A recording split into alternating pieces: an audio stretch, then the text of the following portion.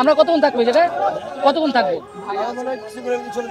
আমরা শহীদ মিনার অবস্থান নিয়েছি। আমাদের হাসনাত ভাইকে ক্যান্টনমেন্টে ডেকে নিয়ে ওয়াকারুজ্জামান সহ আরো যারা ছিল তারা আওয়ামী লীগের পুনর্বাসন করার তারা চেষ্টা করতেছে, তারা এগুলার প্রস্তাব দিতেছে। তাদের সাহস কিভাবে হয়?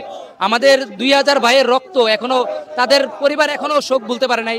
আমরা 30,000 ভাই এখনো আমাদের রক্ত শুকায় না, এখনো এক একজনের হাত নাই, পাও নাই, আমার পেটের এই অবস্থা। তারা সাহস কিভাবে পায়? তারা আওয়ামী লীগকে আবার পুনর্বাসন করবে।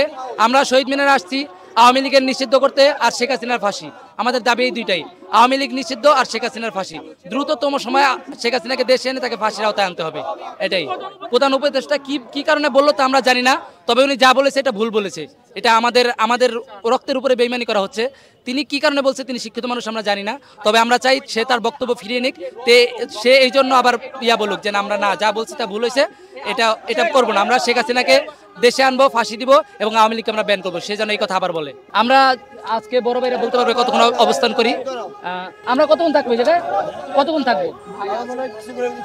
এখনো কোনো বড় ভাইরা কোনো দেয় নাই, তারা দিলে বলতে পারবো কতক্ষণ থাকা পরে। এখানে যারা খুনের সাথে সরাসরি সম্পৃক্ত ছিল তাদের জনসম্মুখে ফাঁসি চাই, আর যারা ভুল করেছে, খুনের সাথে সম্পর্কিত ছিল না, তাদের জন্য আওয়ামী লীগ নিষিদ্ধ চাই। তারা আর কোনো রাজনীতি করতে পারে না, কোনো দলে তারা আর যেতে পারবে না।